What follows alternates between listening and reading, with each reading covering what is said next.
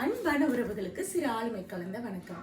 உங்க கிச்சன்ல கலவரம் கண்டு நடந்துருச்சா? என்ன இப்படி இருக்குன்னு கேக்குது. I can hear you.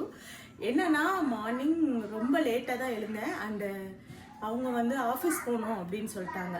So நான் வந்து 20 மினிட்ஸ்க்குள்ளே என்ன லன்ச் வந்து அவங்களுக்கு பேக் பண்ணி கொடுத்தேன் அப்படின்னு சொல்கிறேன். ஆல்ரெடி என்னோட மாவில் இந்த டைம் வந்து உளுந்து வந்து கம்மியாக போட்டனால தோசை சரியாக வரல.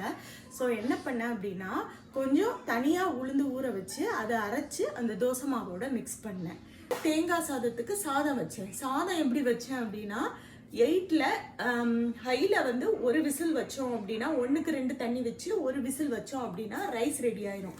அண்ட் தென் என்ன பண்ணேன்னா நான் வந்து மைக்ரோவேவில் கொஞ்சோண்டு ஸ்ரெட்டட் கோகோனட் வந்து ஹீட் பண்ணி எடுத்துட்டு தேங்காய் சாதத்துக்கு தாளிப்பு மட்டும் ஒரு அடுப்பில் போட்டாச்சு. இன்னொன்று என்ன பண்ணேன்னா மைக்ரோவேவில் நான் இந்த மாதிரி ஒரு 2 டேஸ் பேக் 3 டேஸ் பேக் பார்த்துருப்பீங்க, கோவக்காய் வந்து கட் பண்ணி வச்சேன். வீணாயிடும்னு சொல்லிட்டு அதை கட் பண்ணி ஃப்ரீஸ் பண்ணி வச்சுருந்தேன்.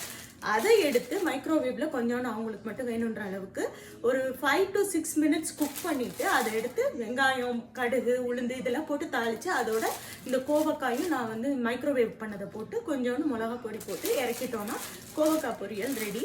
அண்ட் மத்தியானம் லஞ்ச் முடிஞ்சது. மார்னிங் என்ன பண்ணேன் அப்படின்னா அந்த தோசையோட தக்காளி, வெங்காயம், கொத்தமல்லி மட்டும் போட்டு இன்னொரு அடுப்பில் வந்து கொத்தமல்லி சட்னி மட்டும் பண்ணிட்டோம். That's it. அவ்வளோதான். சீக்கிரம் ஃபினிஷ் ஆகிடுச்சு. வித்தின் 20 மினிட்ஸ் எல்லாமே கடன்னு முடிஞ்சு. நீங்களும் இது உங்களுக்கு யூஸ்ஃபுல்லாக இருந்தது அப்படின்னு நினச்சிங்கன்னா ட்ரை பண்ணி பாருங்கள். மறக்காமல் இந்த சேனல் ரெக்கமெண்ட் பண்ணுங்கள். மீண்டும் வேறொரு காணொலி பதிவேட்டில் சந்திக்கிறேன். Until then, bye from Mrs. Kumar.